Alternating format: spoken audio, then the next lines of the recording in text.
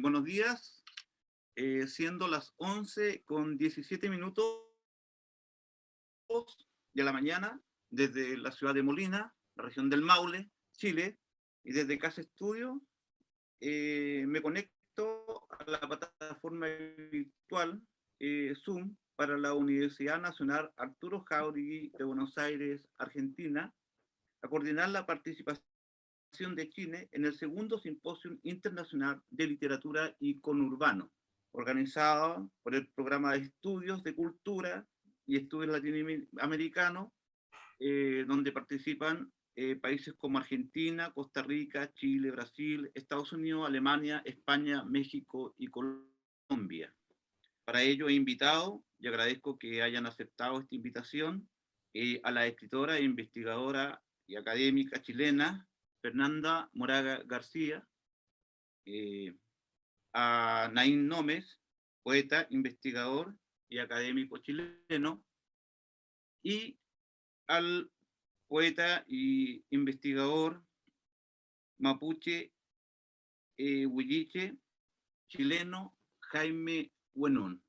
Les doy gracias a ustedes por estar participando en este simposio internacional organizado por la Universidad de Jáuregui. Y vamos a comenzar con una pequeña presentación de nuestro invitado. Fernanda Moraga García, Santiago de Chile, 1967. Es doctora en literatura chilena hispanoamericana. Actualmente se desempeña como profesora asociada en literatura y letras en el Departamento de Humanidades en la Facultad de Educación y Ciencias Sociales de la Universidad Andrés Bello en Chile. También se desempeña como investigadora en diferentes proyectos de literatura. Ha participado en una serie de publicaciones, de las cuales podemos destacar Poéticas de Mujeres Mapuche del siglo XX y siglo XXI, Antología Poética de Mujeres Mapuche del siglo XIX, siglo XXI, Literatura de Mujeres Indígenas del siglo XIX. Fernanda Moraga García. Naín Nómez Díaz nace en la ciudad de Talca, Maule, Chile, en 1942. Es un notable poeta, investigador y académico chileno, doctor en literatura hispanoamericana por la Universidad de Toronto, Canadá. Destacamos aquí algunas de sus obras: Países como Puentes Levadizos, Movimientos de la Salamandra, Exilio de Medusa, entre otros poemarios. Entre sus libros de investigación y crítica se destaca su trabajo sobre el poeta Pablo de Roca, una antología de crítica de la poesía chilena, tomo 1, tomo 2, tomo 3 y tomo 4. Recientemente fue nombrado por su destacada labor académica profesor emérito en la prestigiosa Universidad de Santiago de Chile. Naín Nómez Díaz. Jaime Luis Huenón Villa es un premiado poeta, académico e investigador mapuche huilliche chileno. Nació en la ciudad de Valdivia, al sur de Chile, en 1967. Entre sus obras poéticas podemos destacar Ceremonias, Puerto Traqui, Reducciones, La calle de Mardestan y otros territorios apócrifos. También se destacan sus antologías como 20 poetas mapuches contemporáneos, Los cantos ocultos, Antología de la poesía indígena latinoamericana y Poesía de la tierra, antología trilingüe mapuche. Es profesor de literatura en diversas universidades chilenas, entre ellas la Universidad Diego Portales de Chile. Jaime Luis Huenón. Doy paso, ¿cierto?, a Fernanda Moraga García, que nos presentará su trabajo La lengua osaberva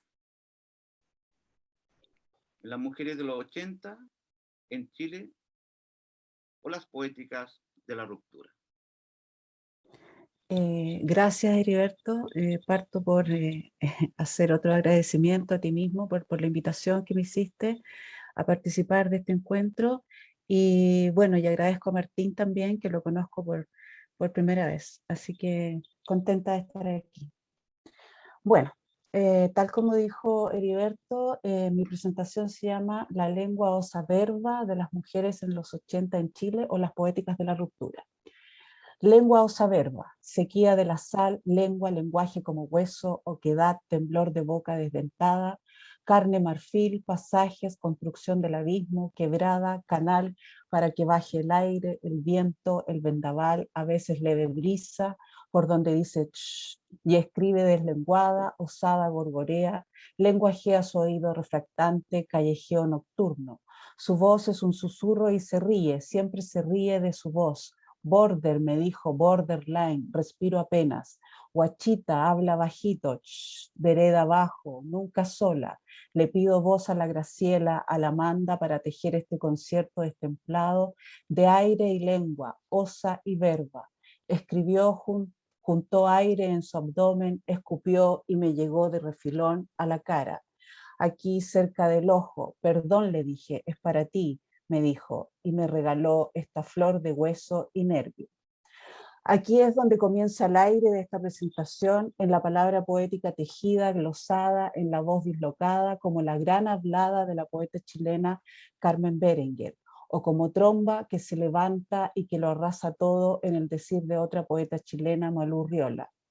Me refiero a la doble voz que despliega Soledad Fariña, escribiendo, leyendo a con Carmen Berenguer en su hermoso libro Donde comienza el aire. En él, la autora teje poemas parafraseados por diferentes poetas, no solo a través del arte verbal, sino también del afecto y la experiencia. Es un telar poético que pone en escena el íntimo e inevitable vínculo amoroso que hay entre la experiencia de leer y la de escribir. Ambas, en este sentido, formarían parte tanto del habla poética como del oficio poético. Sin embargo, 3 años antes, en 2003, una muestra de este poemario de lenguas fronterizas fue publicado con el nombre de Parafraseando conversaciones, lecturas, diálogos, el que venía acompañado con un sintomático epígrafe de Olga Orozco, sí, tú, mi otra, yo misma, y en el cual Fariña lenguajeaba con la poesía, además de la de Berenguer, con la de Elvira Hernández, Eugenia Brito, Malú Urriola, Verónica Sondek, Nadia Prado, Marina Rate, Gedi Navarro y Teresa Calderón, entre otras y otros poetas. Si bien durante los interminables y horrorosos años de la dictadura, la poesía tuvo diferentes momentos de producción y circulación que obviamente estuvieron ligados a las condiciones de mayor o menor represión, la profusión de voces y las diversas facturas en las poéticas de las mujeres inscriben por primera vez en la historia de la literatura chilena una ampliación de la escritura de mujeres, la que se convertirá luego en huella de tradición y permanencia. No se trata de una creación ligada a tendencias canónicas como pudo pasar en otros momentos, sino de variaciones particulares que se sitúan hacia fines del siglo XX en un repertorio extraordinario de escrituras diversas e inéditas. Ahí estoy citando a Anaí Nómez, que despliegan diversas significaciones e intercambios artísticos del y entre el lenguaje y la palabra. Así entonces, cito, tiembla el lengua labios, dice Berenguer, tocar y lamer y tocar, que entre piedras y huesos está la letra, dirá Sondek, transeúnte travesti, marginal mi palabra, sigue el abrito, sí, porque la poesía es ir sobre las cosas como un reguero de pólvora, y al final, en la raíz de todo está mi madre, agrega Elvira, y más aún interviene Marina, por medio de cortes profundos, las cicatrices, y este rumiar de un lado a otro. De inmediato la Sole pregunta, ¿leer, escribir la misma cosa? Y desde lejos Cecilia responde, palabrir más, palabrir poesía, palabrir palabra, porque escribir es someterse a lo desconocido. Y al final, pero para que todo comience de nuevo, la Berenguer remata, shh, la expatriada Raimunda está hablando, sin tierra les habla desde el aire, inhala y expulsa improperios, casi difunta susurra su lengua espesa donde cantar no puede su letanía. Recojo estos versos en un breve juego dialógico porque me interesa la función de interrogante poética, así política, que cada uno de ellos tiene sobre el decir hacer poético de estas autoras. En esta perspectiva, entonces, ¿estarían ellas preguntándose arte poético capaz de interrumpir al sujeto lingüístico de la poesía? ¿Estarían a propósito de esto mismo politizando estéticamente la pregunta, que también es respuesta por el cómo de la experiencia con la lengua, el lenguaje y el habla y con de la poesía? ¿Cómo significa en este sentido la cuestión de un arte poética en mi lectura con sus poemas? Que el género de las artes poéticas es un procedimiento creativo que se ha enmarcado especialmente dentro de la poesía de hombres, es sabido. Estamos al corriente de que se trata de una pregunta validada por y para la tradición de una escritura naturalmente facturada por nuestros pares varones y que sin duda muchas de ellas de gran valor. Sin embargo, la interrogante da cuenta de una resta, de un tapado, de una veladura, donde habitan otras experiencias, conversaciones con la poesía.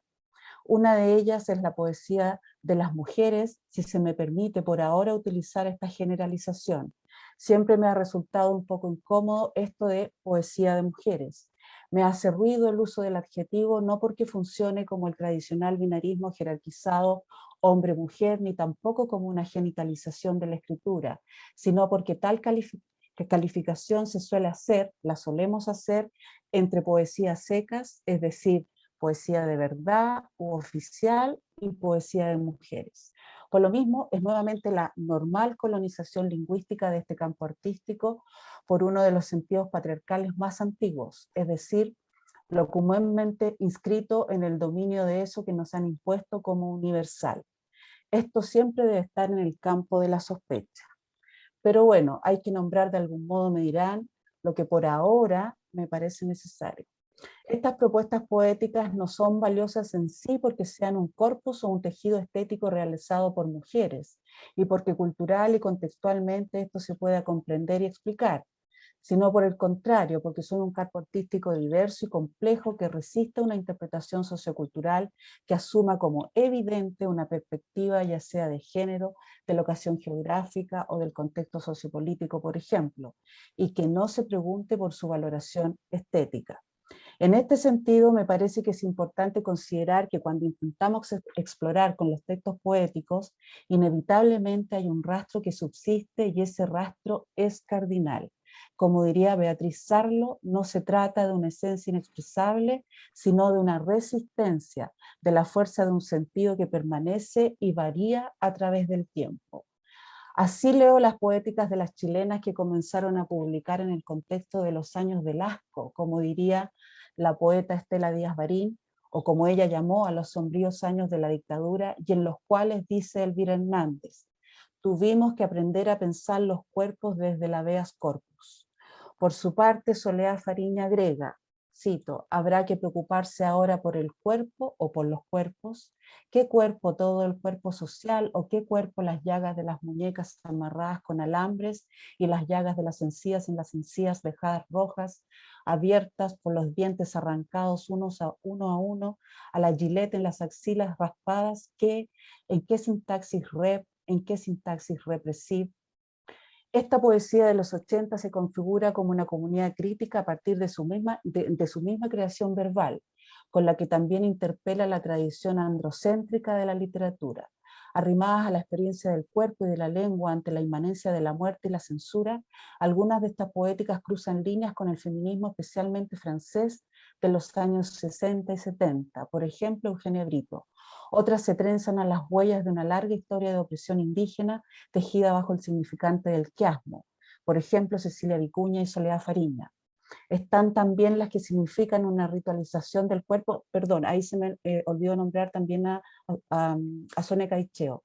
Están también las que significan una ritualización del cuerpo en el que se intercambian la mano que escribe por la mano que pinta o tracea el cuerpo, por ejemplo Soledad Fariña y Marina Rate. Asimismo se suman aquellas en que la parodia y la ironía son capaces de entrar al peligro a través de la representación de la ciudad como la metáfora central de la crueldad civil-militar y del fetichismo neoliberal. Por ejemplo, en Pena Corporal, de Elvira Hernández, la subjetividad degradada de la ciudad dice: me doy en arriendo, por la noche me tapan los periódicos el cadáver, abro el nightclub para ti. Por su parte, Huellas de siglo de Carmen Berenguer expresa: Fantoche, patipelá, espingarda ciudad, se nos muere esta loca, pobre dama, empielada ramera. Es así como en los distintos poemarios circulan diferentes políticas del cuerpo femenino que tienen que ver con experiencias del habla poética que intervienen en las imágenes del lenguaje patriarcal, tales como la monstruosa, la deformada, el mimo del terror, la patipelá, que acabamos de mencionar. Bueno, ahí también estoy haciendo un prefaceo con nombres, la prostituta, la virgen, la loca, la india, etc. A este caudal de contraimágenes se agrega que todas estas propuestas artísticas están cruzadas por el ejercicio político de la interrogante por la palabra poética. De aquí entonces, y a modo de una contestación exploratoria y parcial a las preguntas que mencioné más arriba, parto por lo siguiente. ¿Cómo escribir? ¿Qué escribir? Se pregunta Soledad Fariña en el primer libro, cuando dice, había que pintar el primer libro, pero ¿cuál pintar? ¿Cuál primer? Páginas blancas abiertas, no hay recorrido previo, tratar de hendir los dedos. Estas interrogantes, además de ligarse al cómo escribo mistraliano, pienso que sitúan una poética que por lo mismo no quiere negar la huella de la palabra cuando manifiesta que no hay recorrido previo, y menos inscribirse en una metapoesía fundacional o de autosuficiencia. Por el contrario, se trata de interpelaciones poéticas que viven no solo el impedimento de la comunicación, la dificultad de la lengua en su presente de violencias múltiples, sino también, y esto es crucial para las poetas del periodo, en relación a la posibilidad de su propia escritura. Así Fariña daría cuenta de la urgencia de hendir los dedos para poder decir lo invivible de la realidad y del lenguaje, lo que al mismo tiempo significa conocer la imposibilidad de asumir para sí el símbolo patriarcal. Se construye de este modo una poética de los bordes a partir de una escritura-pintura que dibuja las palabras de un espacio voluntariamente marginal y en el cual se hace estallar el control epistemológico. Se abre así, y como diría la misma Fariña, la primera palabra, la vocal de la tierra.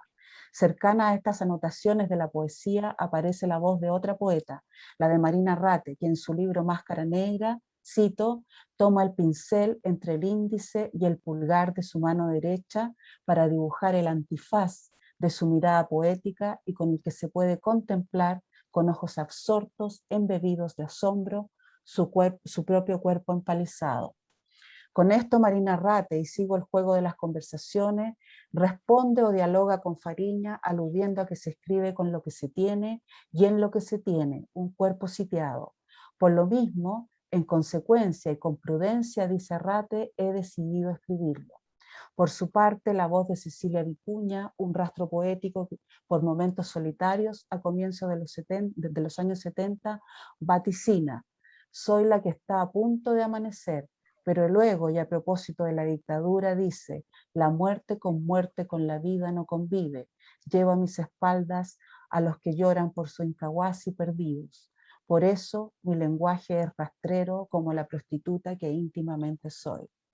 Desde el habla de un cuerpo degradado, la voz poética de Carmen Berenguer, sin duda, se acopla a lo que hablamos, respondiendo: porque me volvieron carente de decencia, marginal, por eso, continúa Berenguer, tengo esta mueca, este rostro, esta máscara, este abrigo, esta locura. Me parece que en estos sentidos de la poesía, vale decir, el traspaso del texto a la voz telúrica en Fariña, a la idea del cuerpo escrito o tatuado en Arrate, al rastro filial indígena en Vicuña y al cuerpo como marca territorial de la violencia patriarcal en Berenguer, van helando el cómo y el qué escribir que lanzara Fariña como un aire vocal vivo en la resistencia, o sea, como puntas de lanza de una palabra colectiva estética y políticamente diferenciadora. Así lo expresa la reconocida lengua mordaz de Elvira Hernández para darnos, como ella dice, comillas, noticias de mujeres poetas. Ya la frase, que corresponde al título de un texto que escribiera en 1998, funciona como un panfleto, un volante, o mejor dicho, como un rumor que viaja por canales alternativos al oficial. Nos referimos a un texto cómplice que da testimonio, es decir, se construye como una evidencia íntima sobre sus compañeras de oficio de la época, diciendo que están, cito, condenadas a foja cero, permanentemente y al machacante trabajo de Sísifo, en cada una de sus obras. Perseveran estas mujeres poetas cultivando sus diversas expresiones bajo el signo del confinamiento. hilando cada vez más fino esta trama creadora de realidades y muralla que rodea al mundo. Sepultadas por concepciones temerosas, han adquirido la experiencia de respirar bajo tierra, de escarbar aireaderos, en pos de un auténtico aliento que ya es notorio, parafraseando a Alejandra Pizarnik, que por lo que el lenguaje está diciendo hay que romperlo a paladas. Fin de la cita. Estas interrogantes y réplicas de la poesía de mujeres chilenas son las que en los años 80 y hasta hoy funcionaron y funcionan como las paladas que azotaron el lenguaje, no para destruirlo, sino que para recuperar una realidad, una historia, una experiencia y para crear las condiciones de emergencia de una necesaria y borroneada creación estética. Dicho de otro modo, son poéticas que se cuestionaron, se dijeron y se escribieron al borde de un acantilado y en las cuales se incluyen, además de las poetas mencionadas en este trabajo que realiza Elvira Hernández, los nombres de Astrid Fuguel, Graciela Bonao, Elena Jiménez, Rosabeth Muñoz, Maja Vial, Teresa Calderón, Paz Molina, Mirka Arriagada, entre otras que pone Elvira Hernández y a las que yo sumo a Sonia Caicheo. Pues bien, estas poéticas, a la vez que diversifican sus voces contestatarias y sus formas de problematizar el contexto, se tejen en una genealogía que se pregunta por algún origen enterrado, amordazado o degradado, pero nunca mitificado. Un heterogéneo origen desplegado en alteridad que no alude al espasmo de algo detenido en un tiempo primigenio, sino que a los brotes, a los alientos que estaban retenidos y que tras la paliza que se le ha dado y que se le sigue dando al lenguaje, a la historia, salen desaforados, complejos, amorosos, políticos, contradictorios, perdidos y desvergonzados. Se trata de alientos poéticos, de artes poéticas que anudan y sueltan huellas por donde se puede traspasar al mismo tiempo que habitar no el borde, sino diversos bordes deliberadamente transformados. Si se me permite la metáfora, en casas ocupa del lenguaje. Son voces de lo ilegible durante años, la zona oscura, el continente negro, como diría Freud, no sin misoginia, a comienzos del siglo XX, no porque en ellas haya una aspiración de complejidad en el lenguaje, más allá de la autocensura que sin duda significa escribir bajo la bota militar, sino porque vuelven a abrir, como lo hicieron antes otras, solo pensemos en Mistral o Estela Díaz Barín, la trampa patriarcal de la lengua y con eso de la historia en América Latina, de la inefabilidad que ha encarnado hasta hoy la diferenciación. Esta es la envoltura que le suelta a la palabra esta poesía, dándole sentido a lo que busca, a lo que ve, a lo que escucha y a lo que toca. Cito, tantear, tactar, quizás como un bardo antiguo o una machi en trance que vienen tocando por miles de años algo que pareciera seguir estando ante nuestros ojos. Esto nos afirma Elvira Hernández en su arte poética que escribiera en 1996 o antes en su libro Carta de viaje, ya escribía que la página del vacío aparente bien escrita, solo hay que tactar.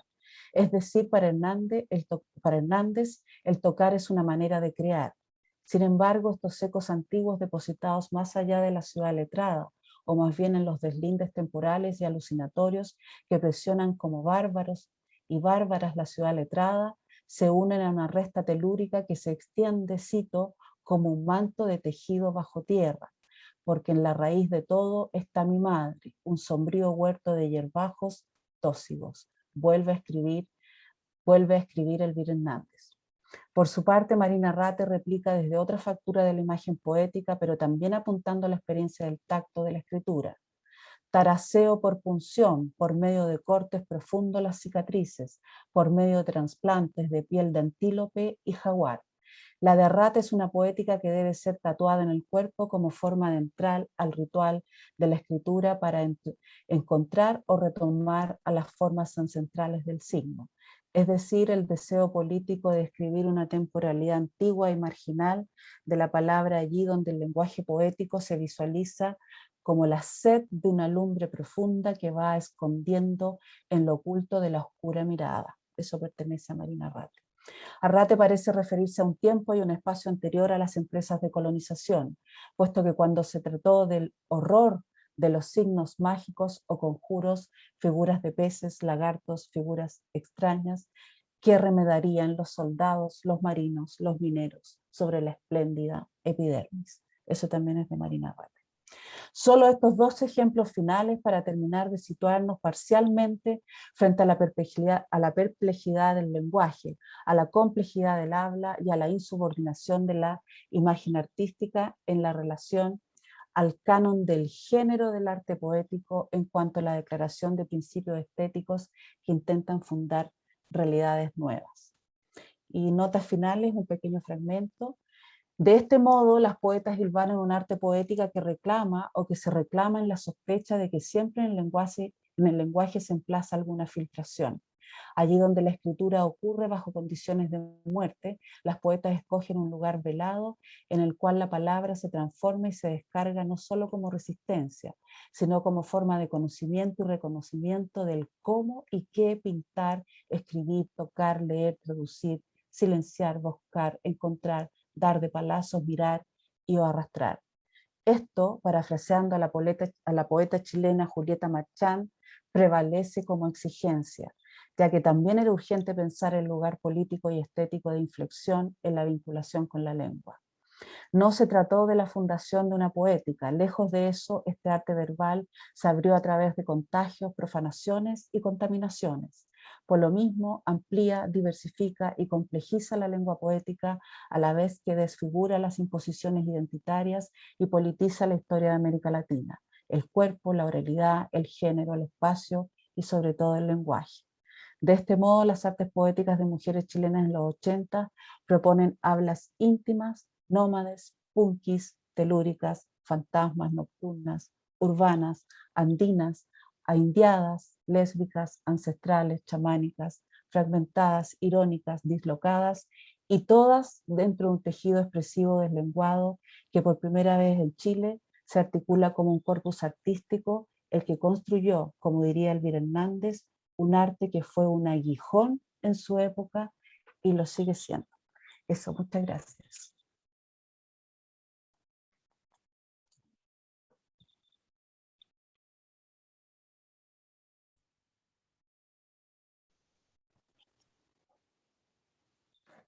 Gracias, Fernanda. Vamos a dar paso ahora al profesor Naim Nómez. Voy a hacer una cita de él en un libro del cual compartimos juntos sobre la literatura, ¿cierto? Que es una extensión lingüística e imaginaria donde habitamos con los nuestros, donde aprendemos a nombrar, recorrer, reconocer y que además comprende un microcosmo afectivo llamado territorio. Y lo dejo con su tema, la poesía chilena en dictadura. Buenos días, mis agradecimientos por participar además en este Congreso Internacional auspiciado por la Universidad Jáuregui de Argentina.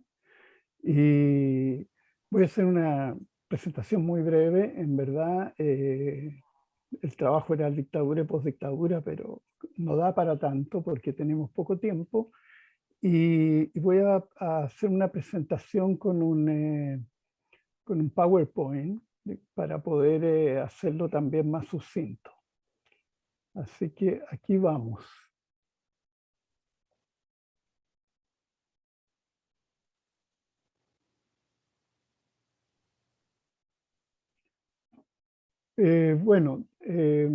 La presentación inicial era dictadura y postdictadura. Me voy a referir solo a la dictadura y lo que voy a hacer es que voy a tomar algunos fragmentos de poemas para ir dando cuenta de cómo en la poesía se utilizan las formas testimoniales también de otra manera a cómo ocurre en el testimonio.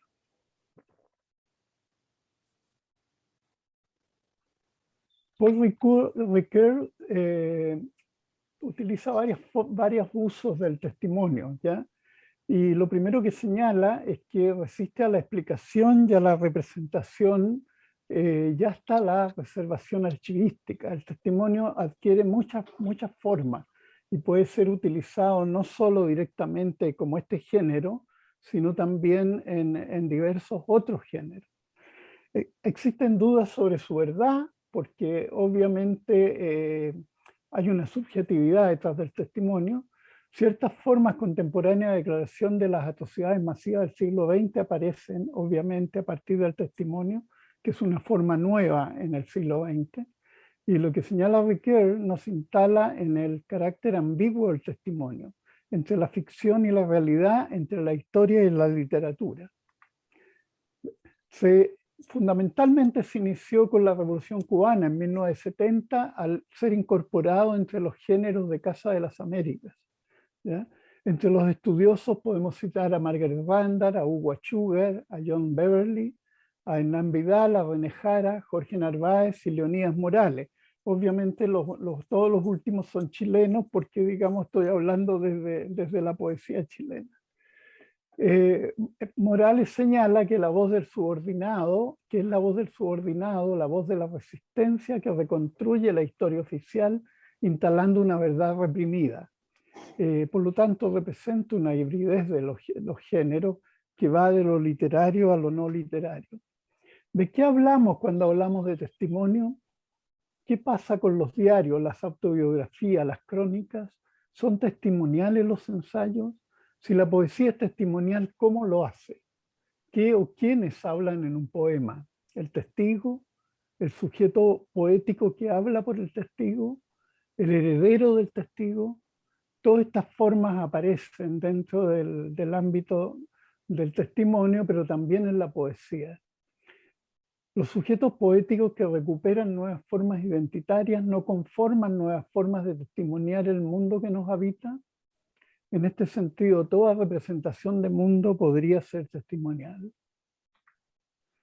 Tenemos entonces el testimonio directo de la memoria individual y colectiva y tenemos el testimonio del sujeto que ha heredado un sistema cultural fragmentado y que existe alienado y brutalizado por el mundo consumista.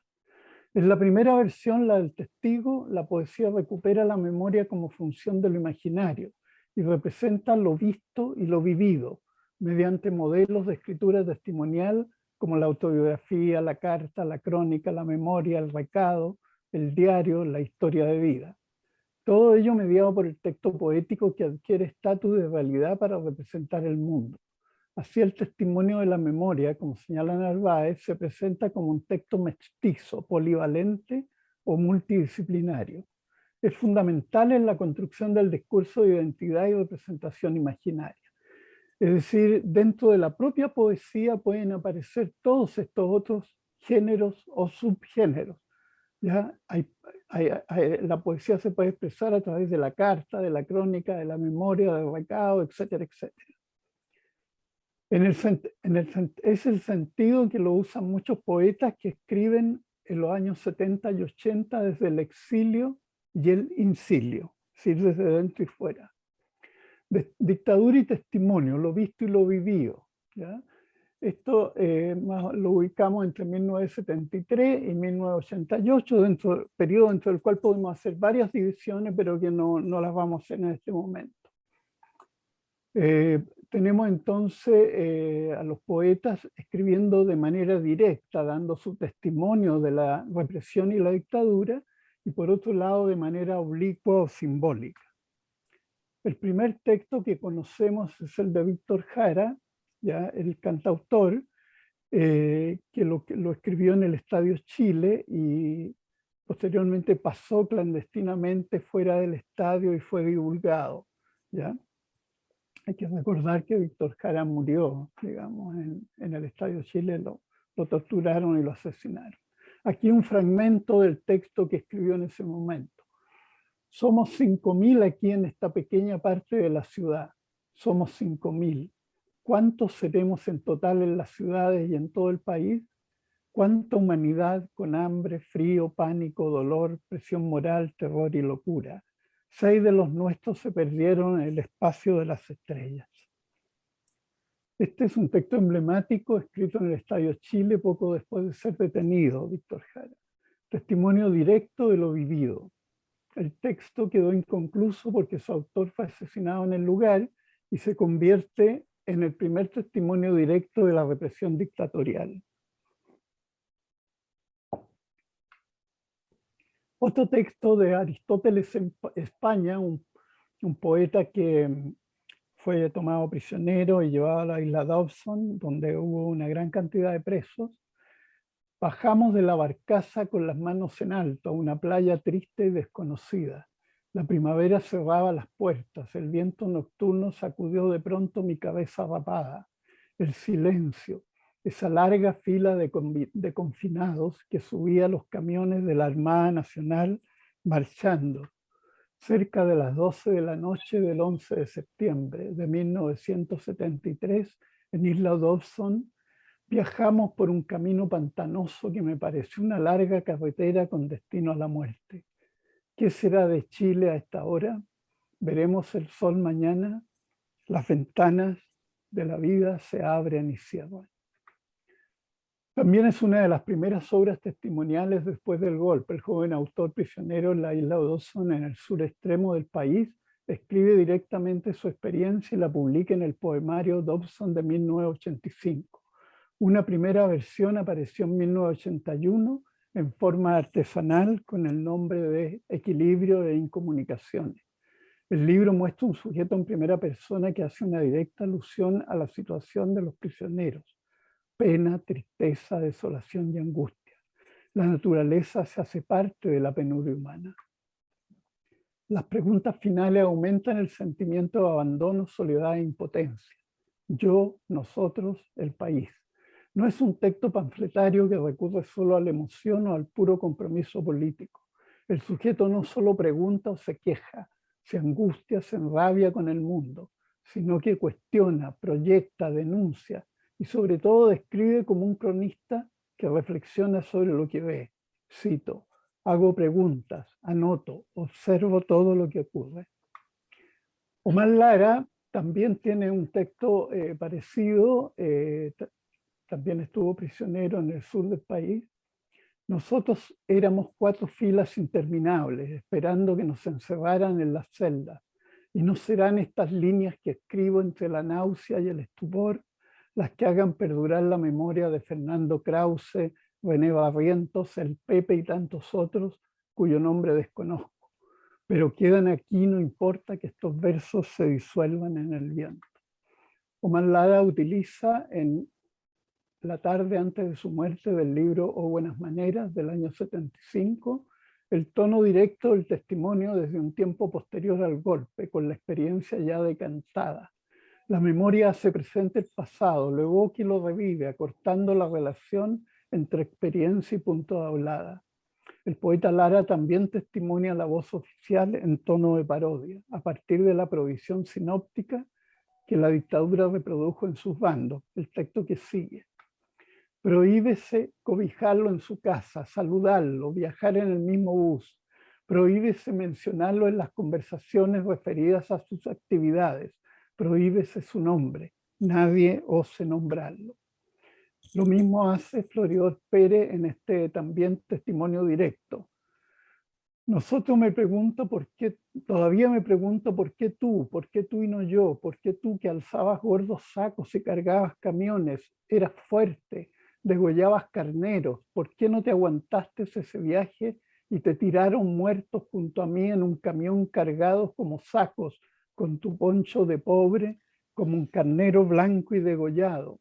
¿Por qué tú por la cresta y no yo, que ni me puedo el diccionario de la Real Academia en una mano? Lo mismo hace entonces Floridor Pérez en el poema In Memoriam de su poemario Cartas de prisionero de 1985, pero escrito en prisión. El sujeto utiliza la forma apostrófica y la situación ficticia de interrogar a un tú que no puede responder porque está muerto para dar cuenta de la represión. La diferenciación entre el yo y el tú, fuerza física versus debilidad, muestra en la ironía final lo absurdo de la situación descrita.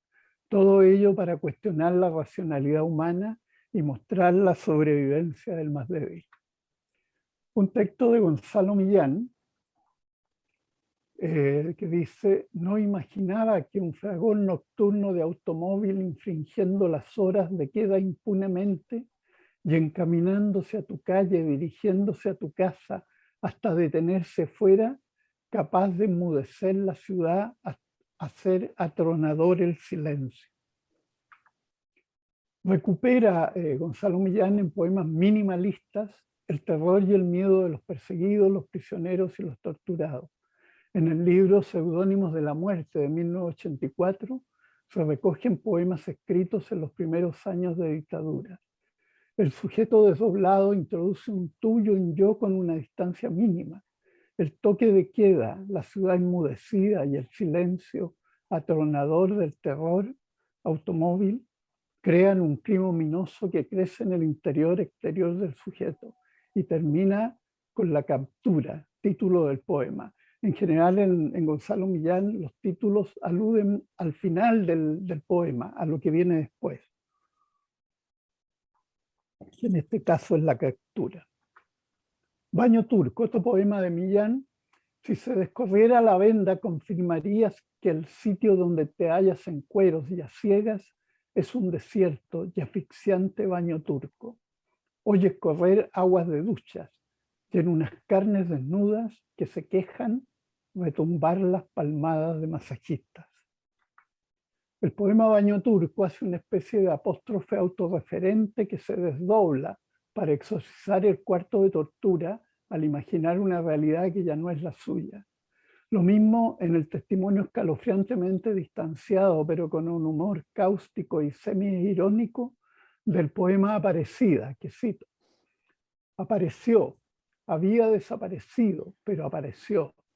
Meses después la encontraron en una playa, meses después con la columna rota y un alambre en el cuello. Juan Cameron, también un poeta de Valparaíso, cuenta su experiencia, fe de ratas, utilizando, digamos, el símil con la fe de ratas de los libros. Donde dice amor no debe decir absolutamente nada, donde dice libertad le hace justicia, le hace calor, muslo, ángel de la guarda, líbrame de las balas locas. Donde dice orden le hace hijos de la grandísima, pero léase en la clandestinidad, léase debajo de un crepúsculo, porque el tipógrafo es un tipo con santos en la corte.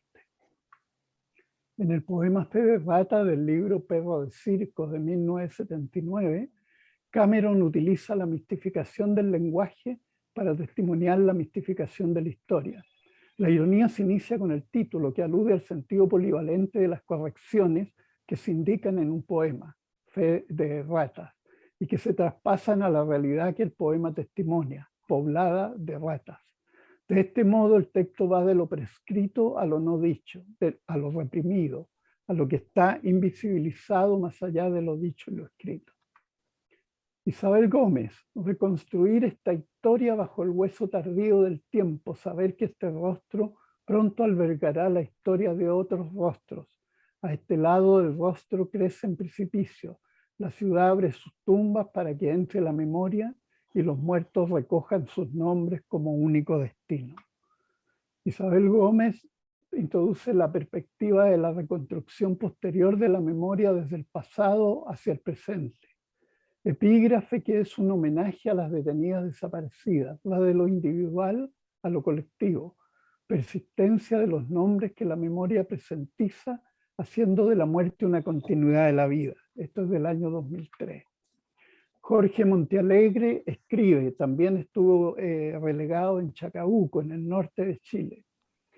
Fuentes bien informadas habrían dicho que algunos personeros no identificados de organizaciones inexistentes estarían detenidos en un lugar desconocido, presumiblemente cerca de Santiago, para concertar una eventual acción de protesta contra la supuesta violación de los derechos humanos. Además, insistirían en la aparición con vida de gente que habría desaparecido de manera involuntaria, cuya muerte presunta haya sido claramente sugerida al comité sin personalidad jurídica que agrupa a las personas allegadas a esta hipotética situación. En el libro Astillas de 1981, Jorge Montealegre parodia el lenguaje objetivo de la comunicación leguleya dictatorial en el poema Enviado Especial. La parodia actúa como una especie de palincesto que calca lo comunicado al mismo tiempo que lo niega. Así se crea una especie de testimonio por omisión. Efraín Barquero, poeta que estuvo en el exilio, Premio Nacional de Literatura, hemos encontrado la fórmula para despolitizar las universidades, expulsando a la mitad del alumnado, expulsando a la mitad del profesorado y acortando los estudios a la mitad. Mens sana in corpore sano. Igual que Montealegre, Efraín Barquero en Bandos Marciales de 1974 remeda los bandos de la Junta Militar que reemplazaron la Constitución en los primeros días después del golpe. El nosotros involucra a toda la clase militar, haciendo una especie de antitestimonio, al simular la voz del opresor y parodiarlo, mostrando la falacia de su discurso como edicto impuesto. Bueno, voy a terminar ya prácticamente. Bruno Vidal escribe lo siguiente. Era un médico en la víspera de los sucesos. Me habían hecho una tremenda paleteada en el JJ Guido. ¿Cómo devolverle el favor o tenderle una mano? Amigo mío, ¿cómo vino a parar aquí? No pensé ni imaginé que usted podría formar parte de estas huestes. ¿En qué lío se ha metido? Lo peor de todo, me destinaron al pelotón de fusilamiento. Tuve que balearlo y tirotearlo. En ningún momento trató de dirigirme la palabra. Ningún gesto que me haya puesto en una posición incómoda. Ante mis superiores, me pareció extraño que a punto de caer acribillado, gritara a todo pulmón, patria o muerte. Vidal, en el libro de Guardia de 2004, presenta un sujeto poético que asume ambiguamente la voz de los militares. El testimoniante adopta la voz del opresor oprimido como parte de la maquinaria de guerra represora y no puede salir de ella. Se configura una situación contradictoria entre la cercanía del diálogo y la acción del sujeto que habla. José Ángel Cueva escribe: mis amigos no están, murieron, se extraviaron, engordaron, y uno que otro que anda por ahí está muy ocupado y no hay tiempo para sentarse a hacer recuerdos. En Adiós Muchedumbre de 1989 de José Ángel Cueva, que es una antología que se inició en los años 70. El sujeto se presenta desde la caída de la nación y las utopías y desde un presente desolado y sin esperanza. Cito: muchos de los nuestros han muerto y los veo a veces por las calles, pero dan vuelta los ojos hacia otro lado. El testimonio muestra tanto la utopía como la distopía. Se testimonia la distopía del presente, de la ciudad, el país y la identidad. Voy a ir al último texto, que es el de Elvira Hernández, de La bandera de Chile. A la bandera de Chile la tiran por la ventana, la ponen para lágrimas en televisión, clavada en la parte más alta de un Empire Chilean, en el mástil centro del Estadio Nacional. Pasa un orfeón, pasa un escalón, 2, 3, 4. La bandera de Chile sale a la cancha, la rodea un cordón policial como a un estadio olímpico. Todo es estrictamente deportivo. La bandera de Chile vuela por los aires echada a su suerte. La bandera de Chile, publicada primero en 1986, pero requisada por los militares, y luego publicada más definitivamente en 1991, de Elvira Hernández, es uno de los poemas emblemáticos del periodo dictatorial. Alude como metáfora y símbolo a la nación pisoteada y vejada por un lado, y publicitariamente sacralizada como espectáculo y estereotipo por otro. El testimonio de la sujeto forma parte del testimonio del objeto bandera, en un territorio castigado, vigilado y marcado por el dominio patriarcal como cuerpo político y como cuerpo mujer. El efecto de realidad muestra el cuerpo individual y social exiliado y silenciado, convertido en el símbolo de una patria madre ausente y relegada al sitial de fetiche. Bueno, con esto termino esta breve intervención sobre los testimonios o los efectos testimoniales de la poesía en la época de la dictadura. Muchas gracias. Gracias, Naim. Nos encontramos, ¿cierto?, en el segundo Simposio Internacional de Literatura Conurbano organizado por la Universidad Nacional Arturo Jáuregui, dirigido por el Programa de Estudios Culturales y de Estudios Latinoamericanos y le agradezco la invitación que nos hiciera Martín Alejandro Leikini. También le agradezco ya la participación que tuvo la doctora Fernanda Moraga, también el profesor doctor Nain Nómez, y ahora vamos a cortar, Martín, porque Jaime tiene un...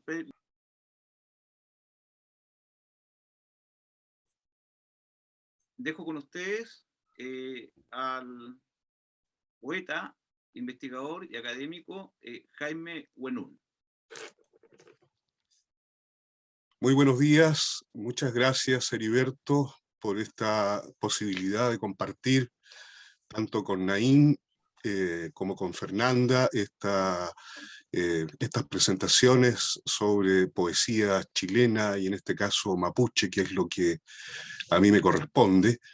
Quiero, digamos, también señalar que parte importante de la poesía mapuche le debe mucho a Nain Nómez, ¿no?, que está presente hoy día, puesto que él ha sido un fraternal mediador en muchas publicaciones de autores y autoras mapuches en editoriales chilenas.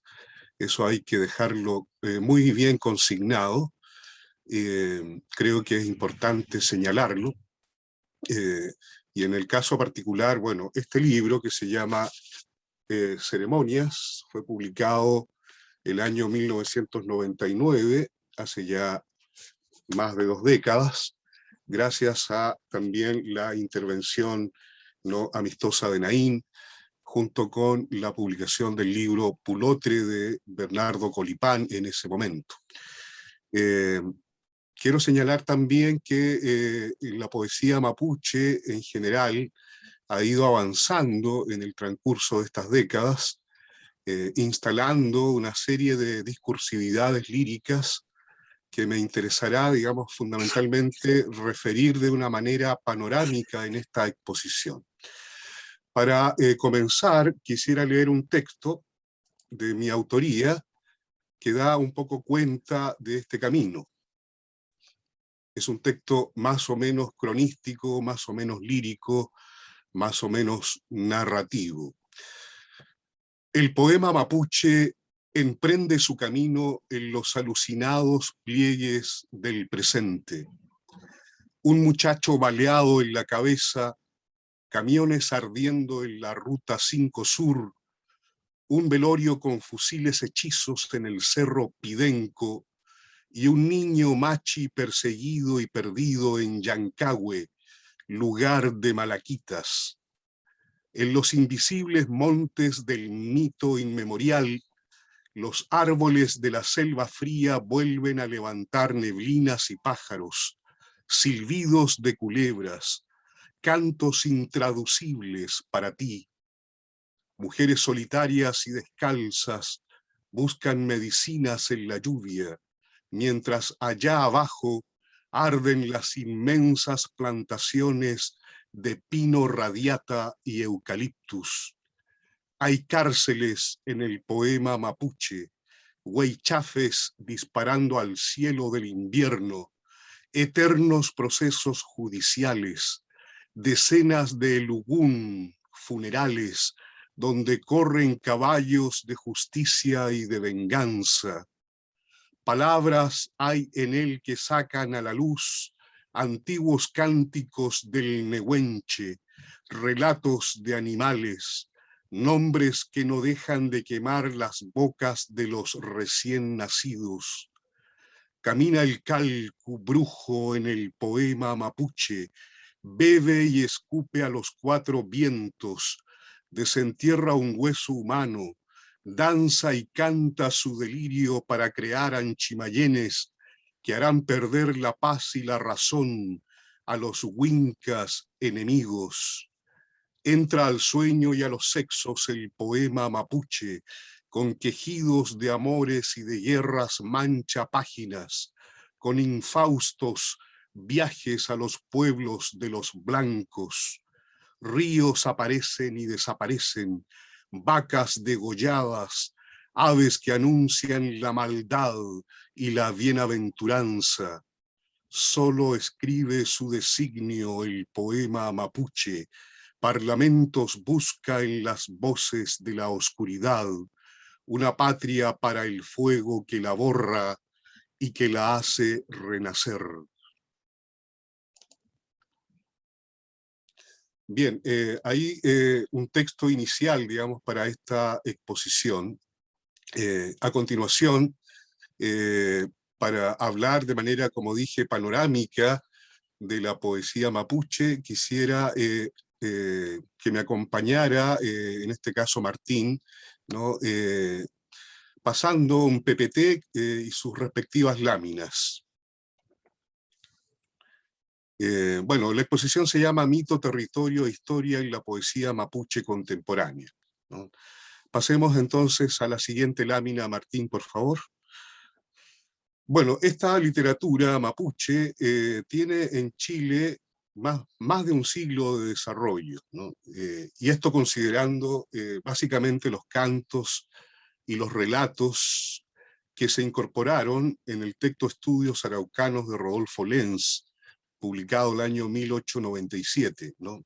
Y considerando además la publicación de la obra bilingüe de Manuel Manquilef González, titulada Comentarios del Pueblo Araucano, libro que fue publicado entre 1911 y 1914, ¿no? En la segunda década del siglo XXI, la literatura mapuche ha alcanzado una importante visibilidad, ¿no? Una especie de apogeo, podríamos decir, ¿no? Una edad de plata con más de 200 autores y autoras en actividad.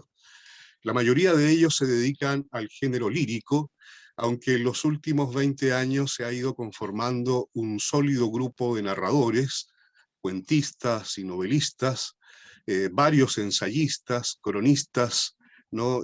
Periodísticos en algunos casos, historiadores y muchos articulistas académicos. Eso como una referencia, digamos, no inicial. Pasamos a la segunda lámina. Bueno, es importante señalar, digamos, que la poesía mapuche tiene algunas fuentes de carácter intracultural, ¿no? Cuando nos referimos a estas fuentes de carácter intracultural, nos estamos refiriendo básicamente a discursos propios de la sociedad mapuche tradicional, fundamentalmente, que hoy día todavía están vibrando, ¿no? O están alimentando la poesía mapuche y la narrativa mapuche especialmente.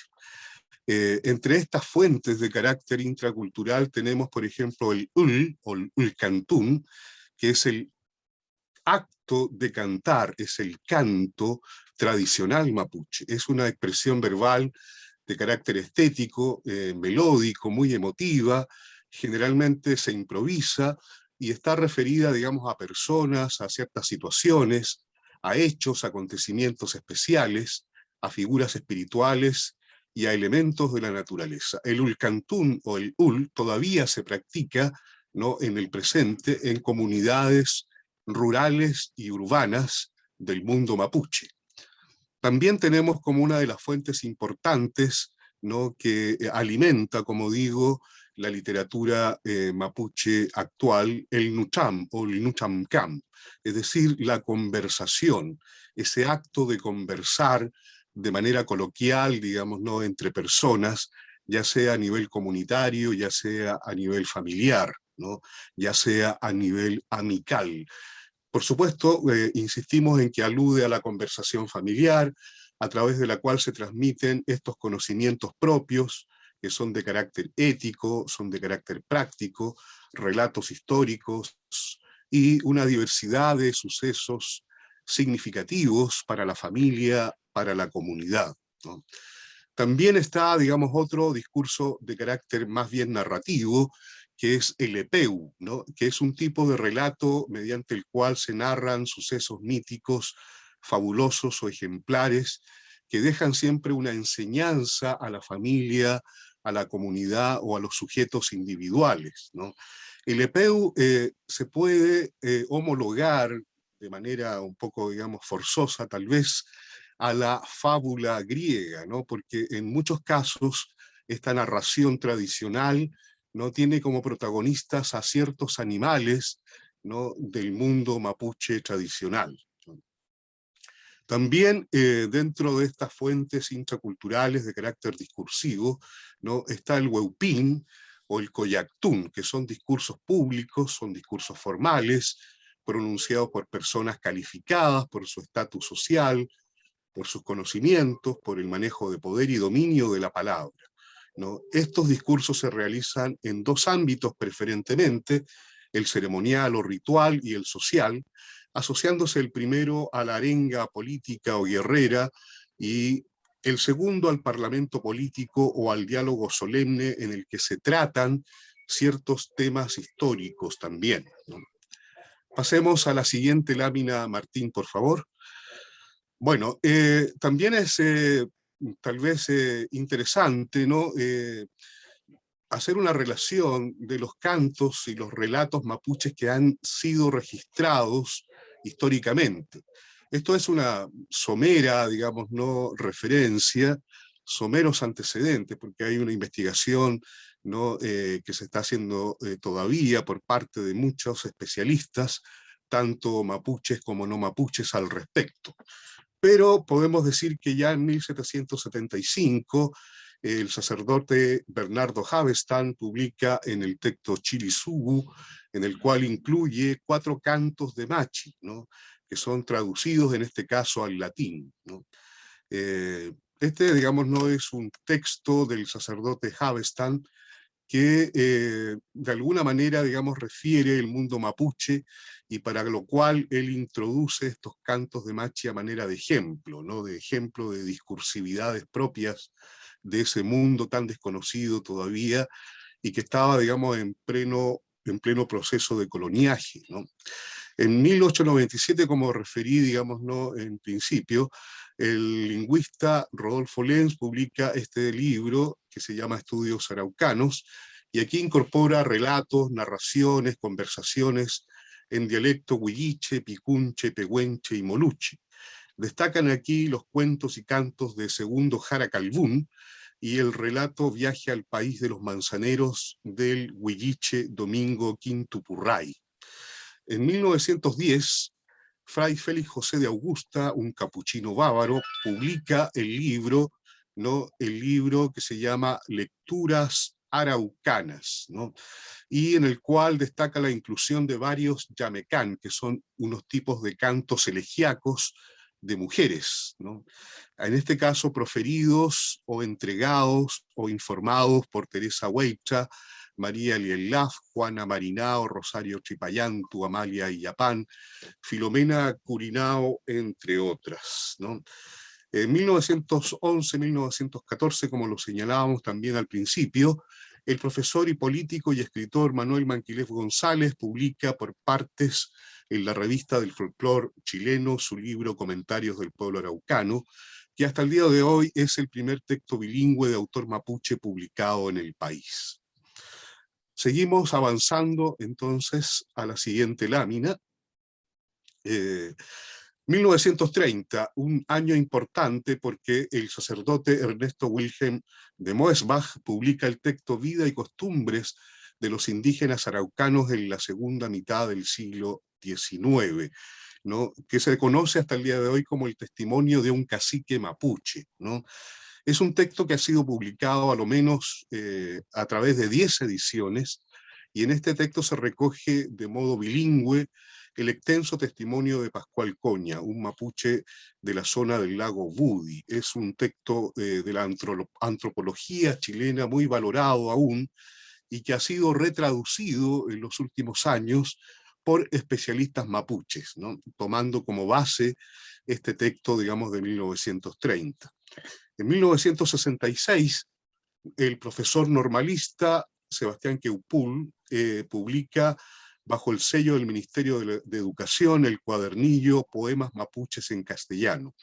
Se trata, al decir del especialista académico Iván Carrasco de la Universidad Austral, del primer libro de poesía mapuche publicado, que cuenta con una mediana, una escasa, pero por lo menos activa, ¿no?, difusión crítica, ¿no?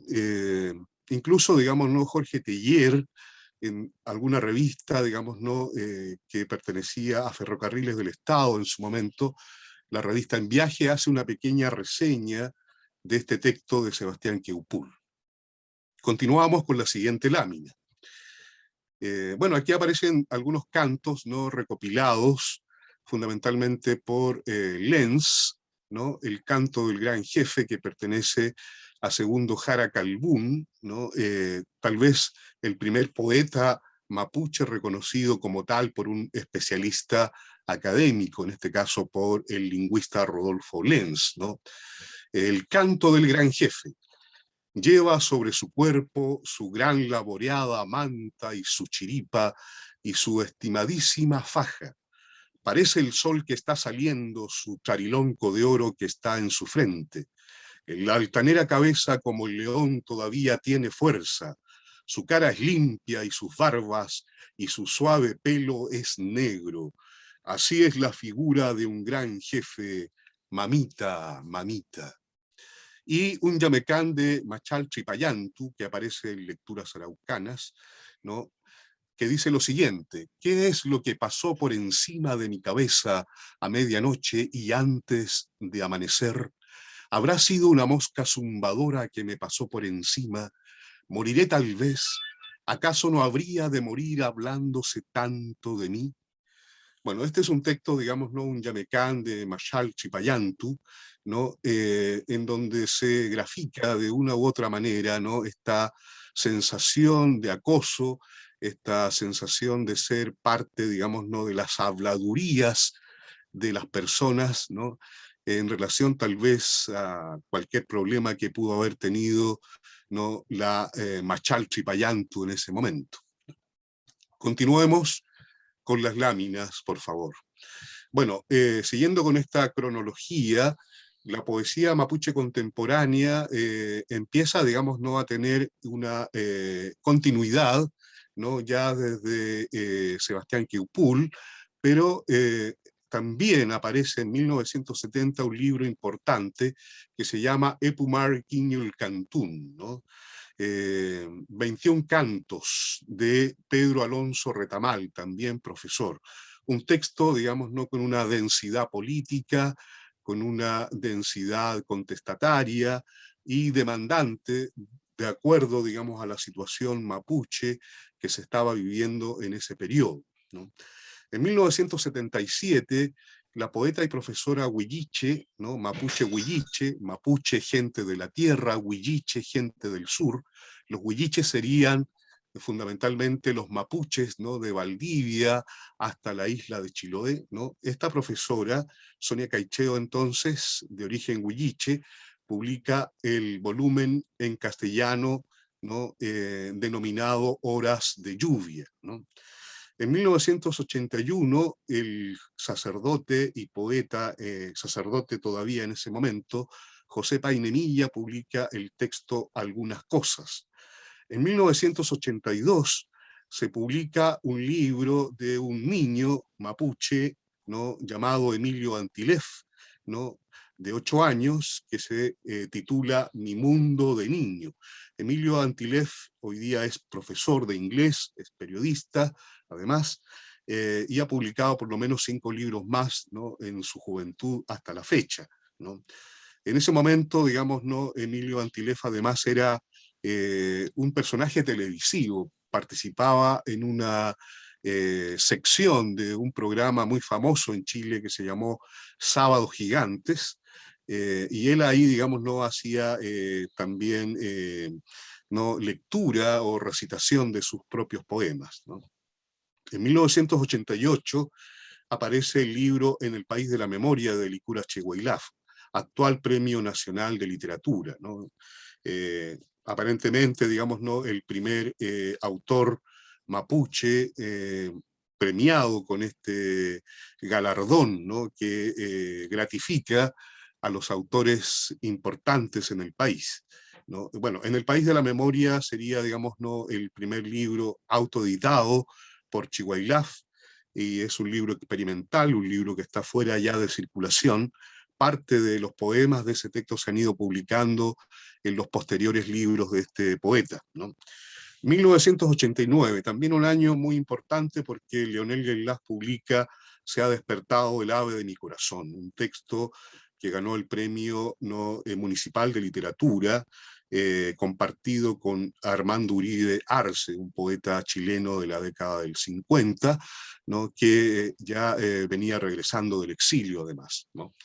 Bueno, ya en la década de los 90 se dispara un poco la producción poética mapuche, ¿no? Aparecen aquí libros de César Millahueque, de Rayén Quillén, de Bernardo Colipán, de Jaime Buenún, quien les habla, ¿no? Entre otros muchos y muchas autoras.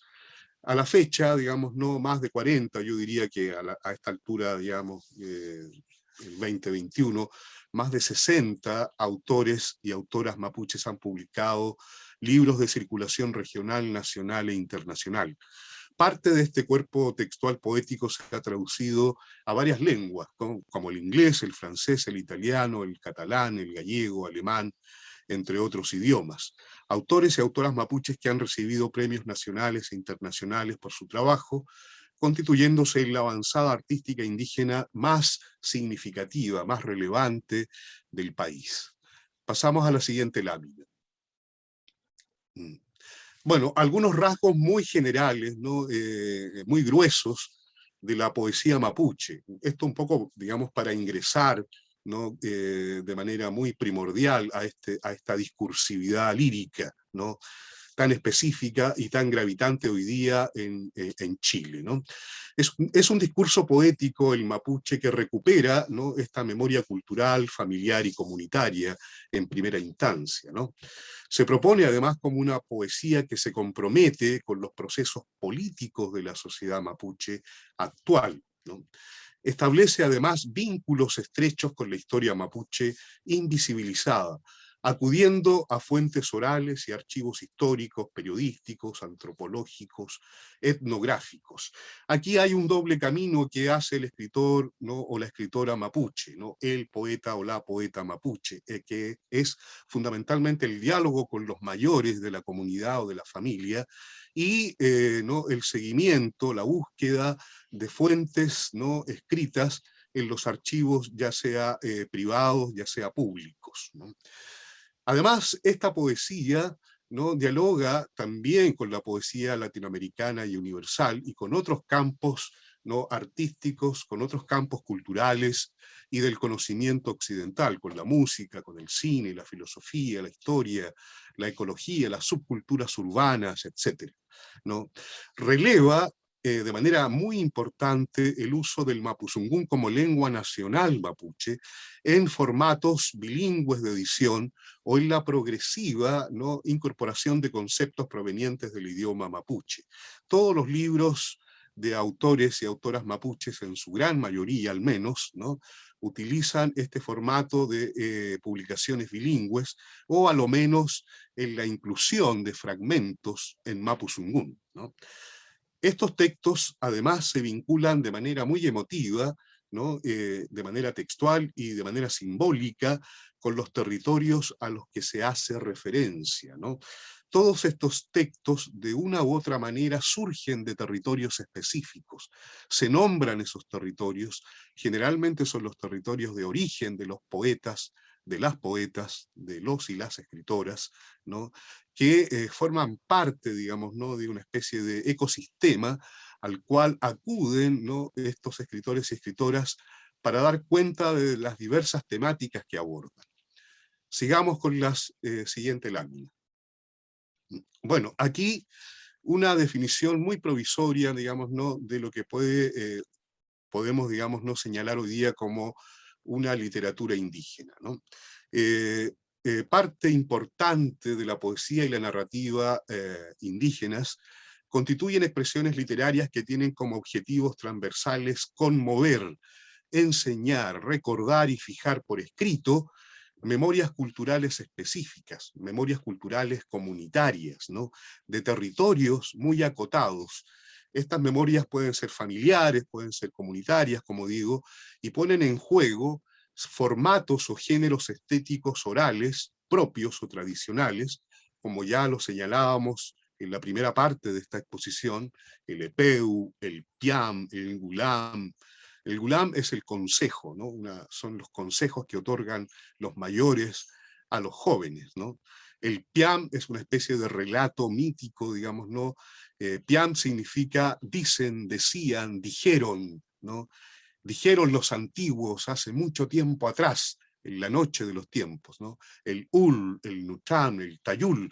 Tayul es el canto, digamos, no sagrado, el canto ceremonial de las machis. Todos estos formatos se adecúan, ¿no? Se fusionan, se actualizan, se traspasan, digamos, ¿no?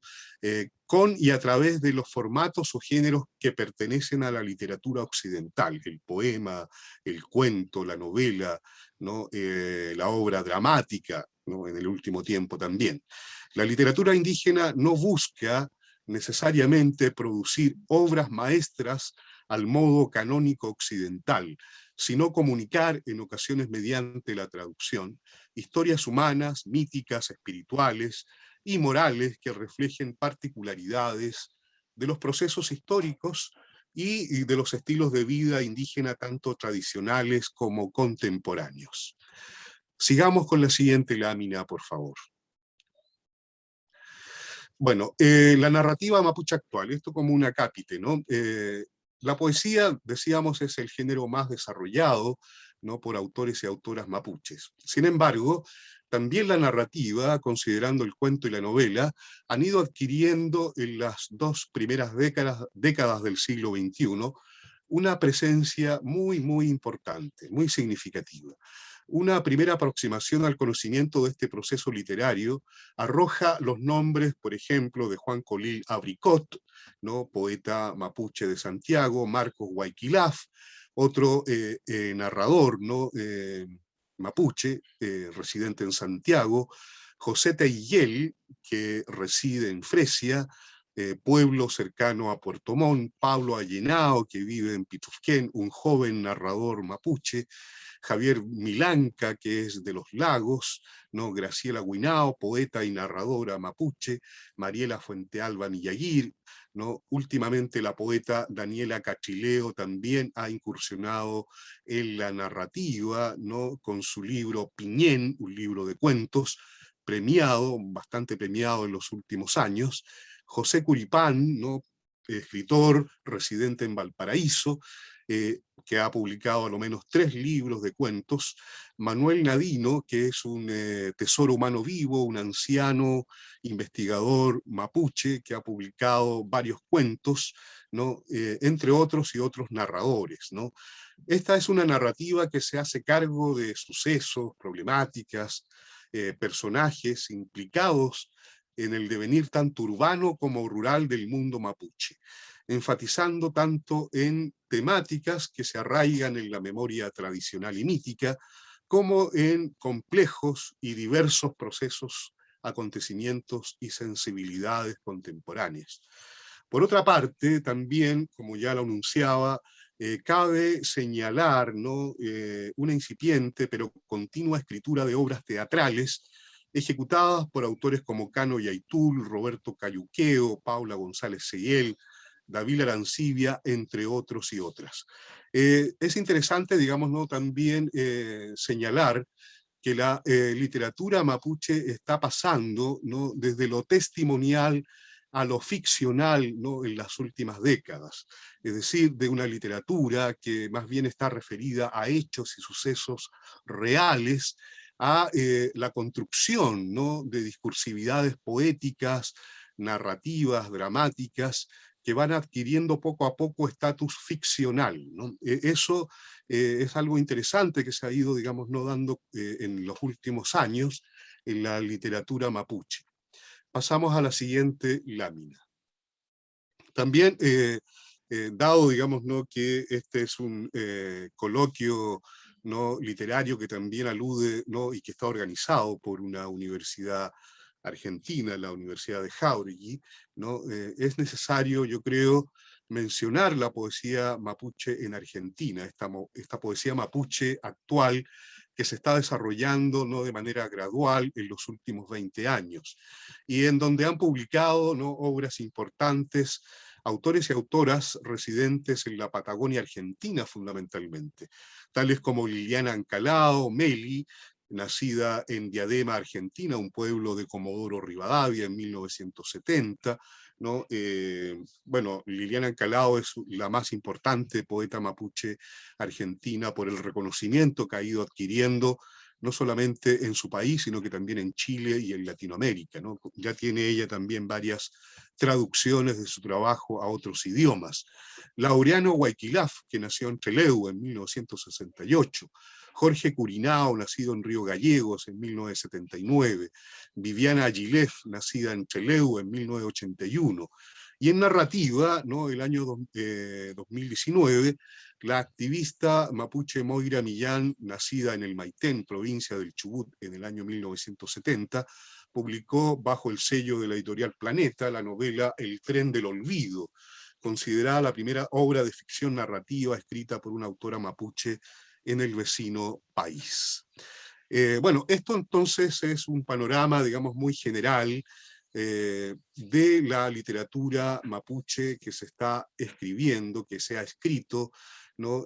Y además creo importante, ¿no?, señalar que poco a poco se están descubriendo obras, se están exhumando obras literarias mapuches que se creían, digamos, extraviadas, perdidas, omitidas, ¿no?, de diversos archivos, ¿no? Este trabajo lo están realizando investigadores mapuches, investigadores e investigadoras, que en los últimos 10 años, ¿no?, han ido desenterrando, ¿no?, libros como testimonios, como memorias, como biografías, ¿no?, textos que se publicaron de manera muy acotada, ¿no?, de manera muy subterránea por parte de organizaciones mapuches, ¿no?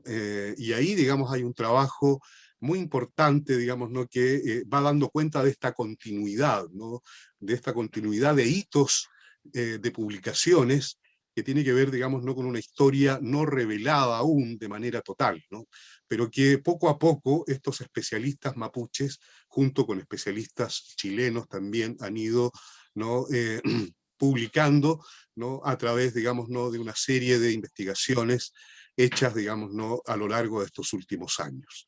Eso, digamos, ¿no?, de mi parte, muy agradecido por esta oportunidad de poder compartir con todos y todas ustedes esta panorámica de la poesía y de la literatura mapuche, digamos, ¿no?, desde el siglo XIX hasta ahora, de una manera muy rápida, ¿no?, como muy, digamos, gruesa, pero creo que deja, digamos, ¿no?, por lo menos la curiosidad de ir indagando un poco más en estas temáticas. Chaltumay, muchas gracias. Gracias, Jaime. Ahora, cierto, vamos a pasar a unos comentarios que usted quieran hacer sobre sus propias ponencias o las ponencias de sus compañeros que se encuentran acá. No obstante, cierto, yo quisiera hacer algunas preguntas y yo voy a empezar por Fernanda. Espero ser interpretado también en esta ronda de preguntas. Y quisiera preguntarle a la profesora Fernanda Moraga, con respecto a su ponencia, usted habló de telar poético, ¿cierto? Un telar poético, también quisiera ser bien interpretado. Yo veo un telar poético y quisiera preguntarle si en ese telar poético usted aún ve a lo que usted mismo se refirió, esos cuerpos cercados. Yo lo entiendo como un cuerpo sitiado, como un cuerpo asediado. Esa es mi pregunta. Si usted ve en ese telar poético que usted misma menciona, si aún lo ve sitiado, si lo ve asediado o cercado, como lo entiendo.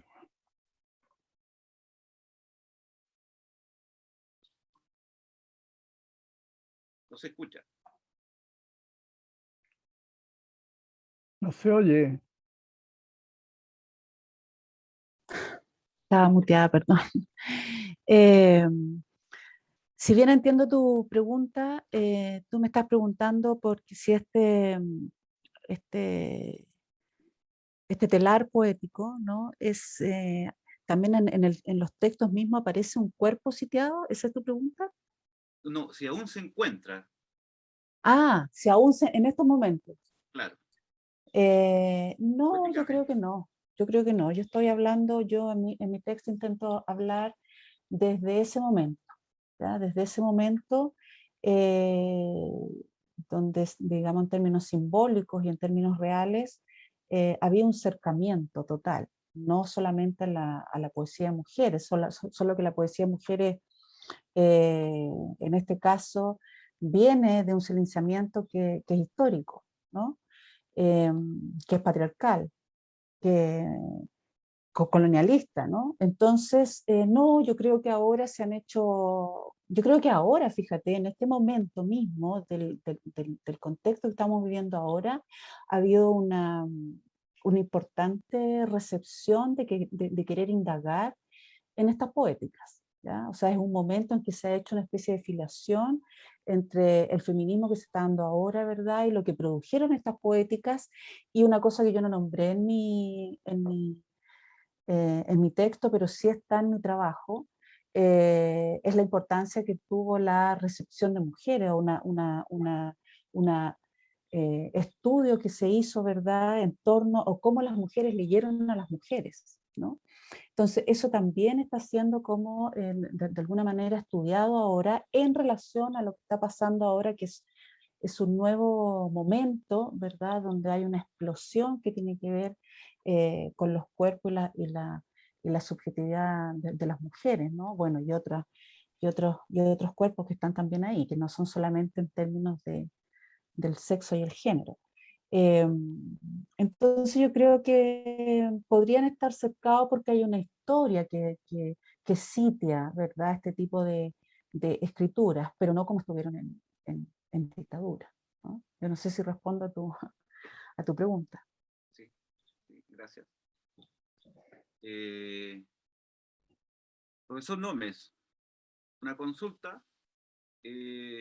Mi consulta es cómo instalas tú, ubicas tú, ¿cierto?, tu ponencia, tu lectura, en la coyuntura actual que vive Chile, ¿cierto? Pensando en los acontecimientos sociales, políticos que estamos viviendo actualmente.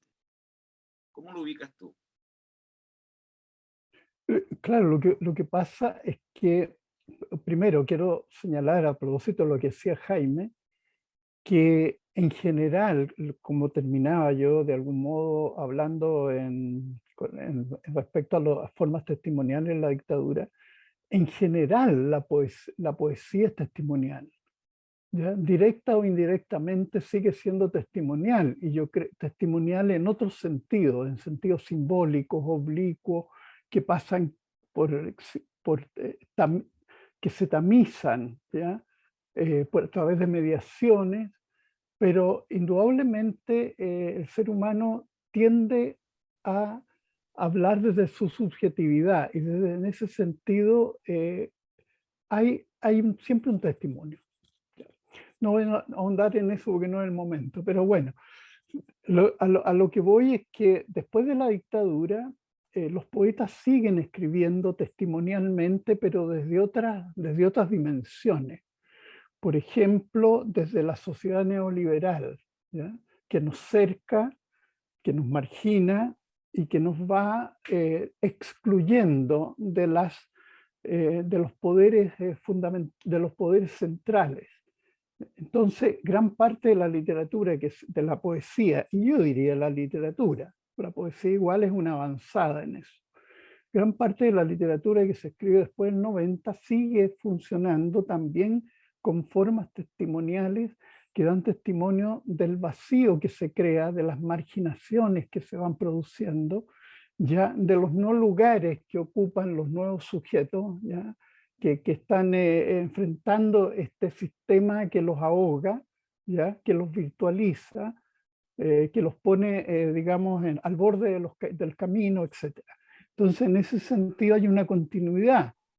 Para volver a tu pregunta, hay una continuidad con lo que pasó antes, pero ahora enfrentando a los sujetos contra otras barreras, contra otros enemigos, contra otros ámbitos de represión, ¿ya? A los hombres y a las mujeres les va a pasar lo mismo, pero de otra manera, ¿ya? Y esas frustraciones van a aparecer en los textos poéticos, ¿ya? Hasta el día de hoy. Claro, las formas van cambiando, ¿ya? También van cambiando las críticas, las relaciones críticas con el entorno, también van cambiando, pero sigue habiendo esa necesidad de enfrentarse al mundo en que se vive, porque es un mundo en que los sujetos se sienten insatisfechos, sienten que no pueden efectivamente tener acceso a algo que podríamos llamar la felicidad. Gracias, Naim. Jaime Buenún, una consulta, una pregunta con respecto a su texto. Usted estaba hablando que lo que busca la poesía mapuche o la poesía indígena, ¿cierto?, es comunicar.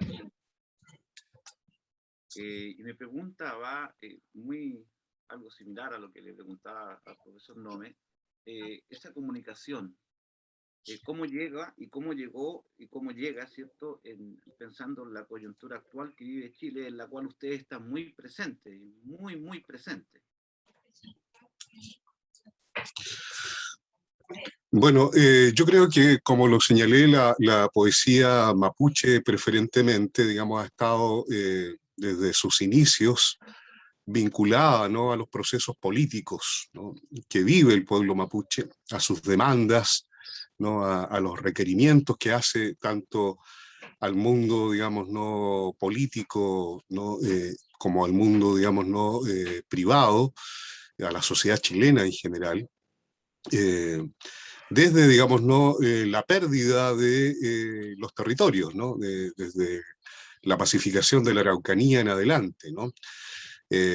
Ya en 1894, ¿no?, los huilliches, ¿no?, que es la rama no mapuche a la cual yo pertenezco, enviaron unos memoriales al Estado de Chile, al presidente de la República, ¿no?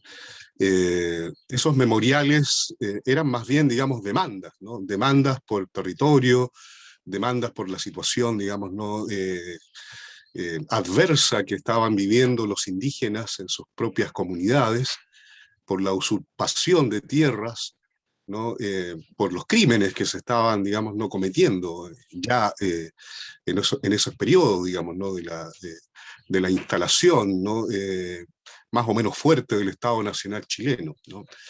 Y cuando ya aparecen las primeras organizaciones mapuches en 1910, más o menos, digamos, ¿no?, estas organizaciones que un poquito tenían algo de las mutualidades, ¿no?, las mutualidades chilenas de Santiago de Chile o de otras ciudades grandes del norte, ¿no?, etcétera. Bueno, la literatura mapuche empieza también, digamos, ¿no?, a tener ahí una especie, digamos, ¿no?, de repercusión, ¿no? Manuel Manquilef, que en verdad, digamos, ¿no?, es un escritor de prosa. Él escribió, ¿no?, sus comentarios del pueblo araucano, digamos, ¿no?, refiriendo más bien relatos, digamos, ¿no?, de su comunidad. También era un poeta, digamos, ¿no?, también escribía poesía, aunque mucho de eso no se publicó, ¿no? Pero esa poesía tenía que ver un poco con el momento que estaban viviendo los mapuches en ese periodo histórico, ¿no? En ese primer centenario, ¿no?, del país, ¿no?, 1910, 1911, 1914, más o menos, digamos, ¿no? Entonces yo creo, digamos, que la comunicación que establece la poesía mapuche es una comunicación que está buscando, ¿no?, una especie de diálogo que nunca se ha dado de manera simétrica, ¿no?, entre los dirigentes, entre los referentes, entre las voces mapuches, ¿no?, que exigen ciertas demandas, ¿no?, al Estado de Chile, y que esas demandas no son escuchadas fundamentalmente, ¿no? O sea, el pueblo mapuche ha pasado durante, digamos, ¿no?, estos 2 siglos de república en un permanente estado de sitio, ¿no? Eso ha sido así, en un acorralamiento que se ha institucionalizado, ¿no? Y que ha significado pérdidas de vidas, que no están, digamos, ¿no?, en la historia de Chile, digamos, ¿no? Durante todo el siglo XX ocurrieron muchas matanzas de mapuches en el sur, ¿no? Que hoy día están siendo obviamente relevadas e investigadas, ¿no?, por historiadores mapuches y no mapuches, ¿no? Y que de alguna manera también dan cuenta, ¿no?, de esa crisis permanente a la cual ha estado sometido el pueblo mapuche. Y no solamente el pueblo mapuche, recordemos que hasta el siglo XIX habían casi 20 pueblos indígenas, ¿no?, en el país, consignados por los especialistas, ¿no?